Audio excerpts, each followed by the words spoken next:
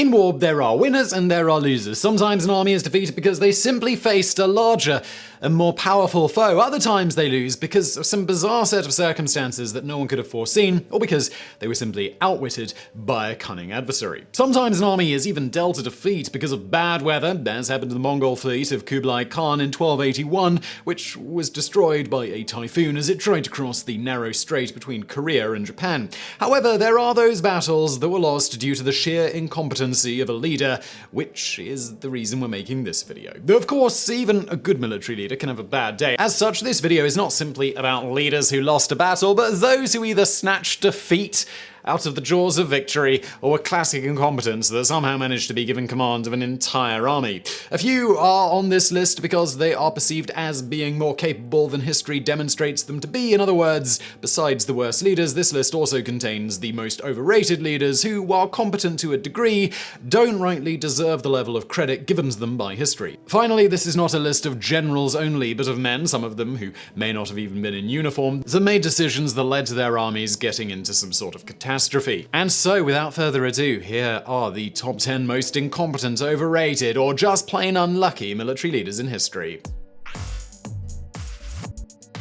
Number 10. Field Marshal Erwin Rommel, Germany. This is easily the most controversial pick, as many people look upon the Desert Fox with a great deal of esteem today. In our defense, we don't maintain that Rommel was a bad general. In fact, considering the circumstances he had to deal with, lack of supplies, harsh conditions, being perpetually outnumbered, he did a remarkable job as arguably Germany's most successful, or at the very least, most popular general. Plus the fact that he was implicated in the plot to kill Hitler, though pretty late in the game, makes him a bit of a hero to both sides. However, in terms of actual accomplishments, the man may not quite live up to his reputation. While an aggressive and capable commander, he tended to be abrasive, intolerant, unteachable, and rash to the point of foolhardiness, which might be one of the reasons he was defeated by the British in North Africa not once, but twice. The first time at the hands of British General Auchinleck, and the second time by Montgomery, and, well, he was finally pushed off the continent. Afterwards, given the task of securing the French coastline from Allied invasion, the Atlantic Wall, he oversaw the construction of a formidable barrier of bunkers and gun emplacements that prevented the Allies from taking the beaches at Normandy on June 6, 1944,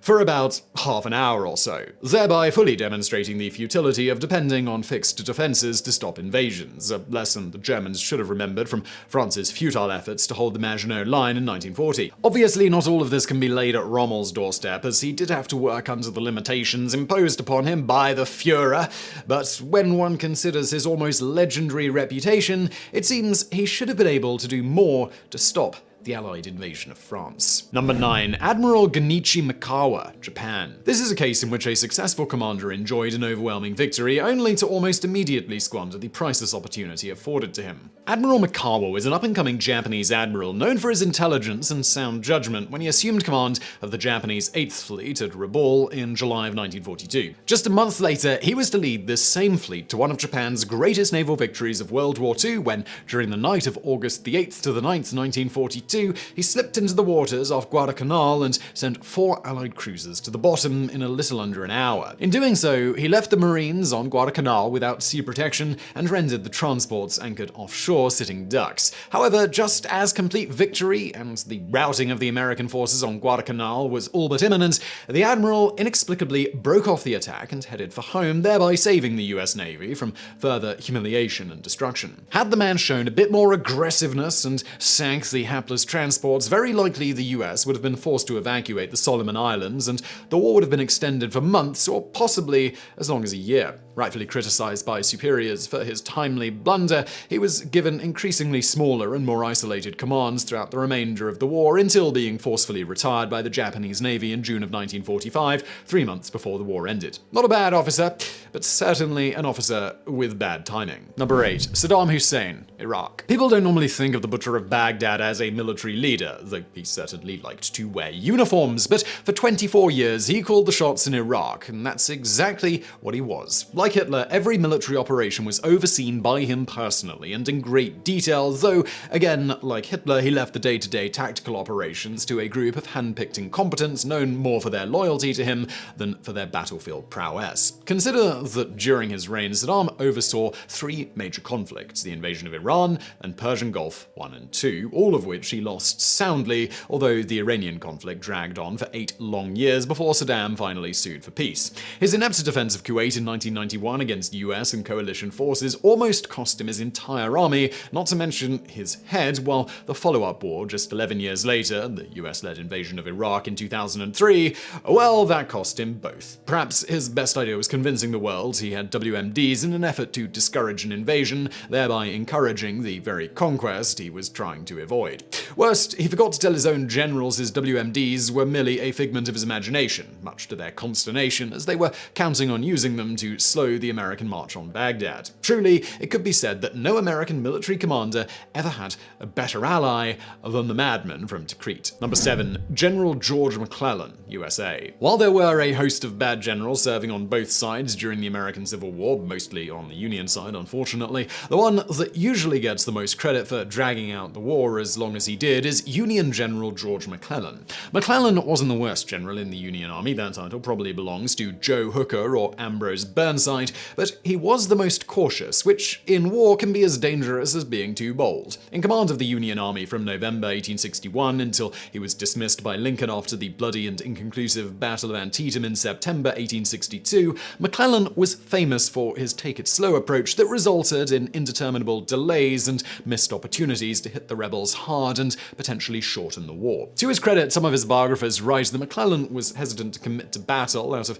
concern for the lives of his men, which is admirable, but missing opportunities to potentially and soundly defeat the smaller Confederate army on several occasions may have inadvertently extended the war by years, actually resulting in an even greater loss of life than might have been experienced had he simply been more aggressive. The man's personal contempt for Lincoln was also unwise. He once refused to see the president when he visited his home in Washington, claiming he had gone to bed and would not be disturbed. Further, his political ambitions — he ran against Lincoln in the 1864 presidential election — made him more of a publicity hound than the type of quality commander that the Union Army needed. Again, not a terrible general, just the wrong man for the job. Number 6. General Robert Georges Nivelle, France. What Douglas Haig was for the British Expeditionary Force in France during the First World War, see bedsheet number 5 coming up, Robert Nivelle was for France. A French artillery officer who took command of the French army in December of 1916, he immediately set about doing very little but sitting by and watching his men and the Huns slaughter each other on an unimaginable scale. At the Battle of Verdun, 21st of February to the 18th of December 1916, Nivelle went through French troops like pork through a sausage factory,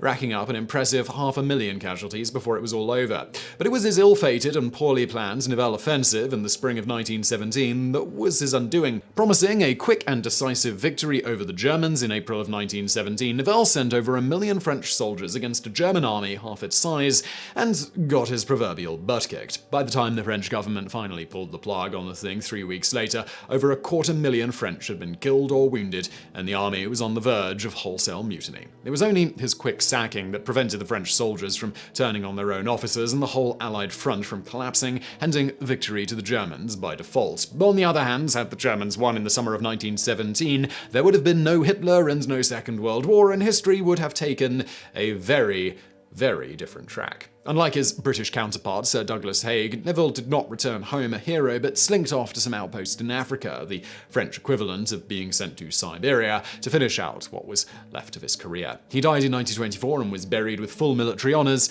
and then promptly forgotten. Number 5. General Sir Douglas Haig, UK. The commander of British forces in France during the disastrous Battle of the Somme in 1916, Haig has the distinction of overseeing the greatest single-day loss of British lives in history. On the morning of July 1st, 1916, 60,000 troops, 20% of the entire British fighting force engaged, was killed or wounded, including all but 68 men of the 801-man-strong 1st Newfoundland Regiment, in an offensive that failed to gain a single one of its objectives. Haig, ever the optimist, however, did not consider the enormity of the casualties inflicted all that bad, and even wrote in his diary the next day, "The total casualties cannot be considered severe in view of the numbers engaged and the length of the front attack. attacked. Of course, today such incompetency would result in the immediate sacking of the offending buffoon, but things were a bit different back then. In fact, Haig would continue to oversee the British forces for the rest of the war, and was even promoted to Field Marshal for his fine work. Under his auspicious leadership, some 800,000 British soldiers would ultimately die. Remarkably, Haig came home a hero after the war and is still considered to have been a competent military commander by many today, mostly people who never served under him, one might assume. While no commander on either side during that war comes off looking good when it came to incurring casualties, what makes Haig stand out is his seeming indifference to the carnage and an unwillingness to learn the hard lessons required to fight a war in the 20th century. He had his moments of brilliance, certainly, but by and large, he was definitely not the right man for the job. Number 4, George Armstrong Custer, USA. The dashing Custer may have made a fine 1940s era Western hero, but in real life, he was the sort of military leader enlisted men desert for. Brash, intelligent, and personally courageous, his great undoing was his indifference for the welfare of his men, or their safety for that matter.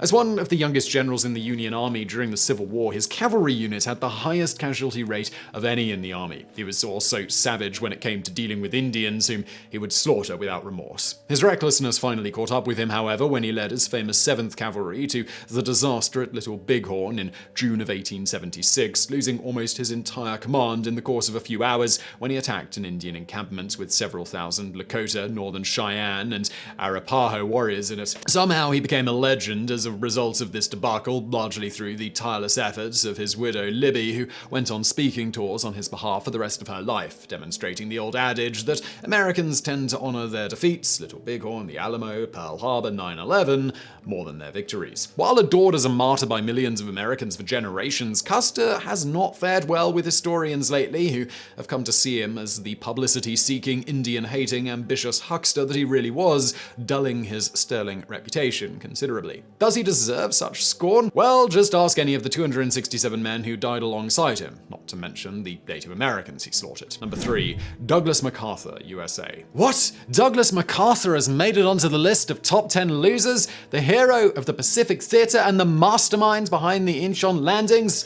Impossible! Not if you look at the record, though. Start with his incoherent strategy to defend all of the Philippines that ended in the disastrous surrender at Bataan in April of 1942, the largest mass surrender of American troops in US history. Follow that with an antagonistic ego that made him frequently unable to work with the Australians defending New Guinea, and the ill-advised decision to invade Peleliu, a Japanese stronghold of no immediate strategic value that cost 10,000 US casualties and took 2 months to secure. Then there is his insistence that Roosevelt invade the Philippines, despite the fact that the archipelago had no real strategic value, so that he could keep his promise to the Filipino people that he would return, as if they cared. The operation at Leyte Gulf took up so much in terms of military assets that Doug may have single-handedly extended the war by months. But what about Korea? I hear you ask. Wasn't he the mastermind behind the Incheon landing that broke the back of the North Korean army and almost secured victory on the peninsula? Well, yes, he was, but considering that Incheon was defended by only a small garrison of Korean troops, the rest being locked in battle with UN forces around Busan meant that only the most incompetent commander would have failed to take it. It's what happened later, however, where Doug shows his true nature, ignoring intelligence reports that 1 million Chinese troops were massing along the Korean border ready to invade. He suddenly found himself overrun by Mao's best and brightest forces, and he was forced to retreat well past that pesky 38th parallel. Only his timely firing by Truman, probably Truman's best decision as president, and General Ridgway's, his replacement's, tactical sense saved Korea from becoming another Soviet satellite state. Okay, he was a decent military governor in Japan after their surrender and kept the Russians out of Japan, but beyond that, there's not much that can be said for him, either as a general or a person. Unfair appraisal, you say? Well, consider that this is the man who had to pull in favors and lobby Congress to get them to award him the Congressional Medal of Honor for his inept defense of the Philippines in 1942. Talk about gall. Number 2, Antonio López de Santa Anna, Mexico. This colorful character should never have donned the uniform of a Mexican general, or, well, any uniform for that matter. Custer. Whenever he did, bad things always followed for his hapless army. Yes, he took the Alamo in 1836, losing twice as many men as the Texans, but he lost his entire army and was captured at San Jacinto just a few weeks later in a battle that lasted all of 15 minutes. Still popular in Mexico, Santa Anna liked to refer to himself as the Napoleon of the West. After a brief exile, he returned home to once more be given command of the Mexican army and the task of pushing a small French force out of Veracruz. He lost the battle along with a leg, which resulted in the Mexicans being forced to capitulate to the French, but he returned home with his prosthetic cork leg in tow, more popular than ever. After a short stint as dictator, he was to serve in this capacity several times during the course of his illustrious career, he found himself again at the head of the Mexican army as it was repeatedly trounced by American troops during the Mexican-American War of 1846. It was during this war his cork leg was captured by American forces and put on display, by the way. Returning home to Mexico after yet another ill-fated foray as a military strategist, Santa Anna once again took over the government and spent the next few years lining his pockets before the people finally got tired of him and sent him fleeing into exile in Cuba in 1855. Clearly, in Santa Anna, the Mexican people had a man that was both a military and political catastrophe, yet who managed to remain popular with millions of Mexicans for years, just as he does to some degree today. Number 1. Adolf Hitler. Germany. Many might be surprised to see the Führer on a list of failed military leaders, largely because he was not a military officer. However, this is a list about failed leaders, not necessarily officers, which, given his role in ensuring Germany's long-awaited defeat in World War II, makes him top of the list. While it is true that Hitler never commanded soldiers on the field, in the last 3 years of the war, he increasingly took over day-to-day control of his armies, telling his generals where and when to attack, and then refusing to allow them to retreat when defeat was inevitable. While he was content to leave the tactical details of running the armies to his generals, he set the strategic objectives, oversaw the allocation of resources, and all but drove the first tank into each battle after 1943, ensuring that no matter how well the Germans fought, they were doomed to failure. With the former World War I corporal at the helm, Allied success was practically assured. Of course, all of this was a good thing in hindsight, for it's scary to think what the Germans might have accomplished had Hitler had a hands-off policy and left it to his generals to figure out how best to vanquish his enemies, as he did for the first 3 years of the war, by the way. Additionally, this was the single biggest difference between Hitler and his nemesis, Joseph Stalin. Stalin knew he wasn't a military strategist and let his generals run the show. Hitler, assuming his time spent in the trenches of France in the First World War made him an expert, never figured that out, much to his and an entire generation of Germans' detriment. So I really hope you found that video interesting. If you did, please do hit that thumbs up button below. Don't forget to subscribe, and thank you for watching.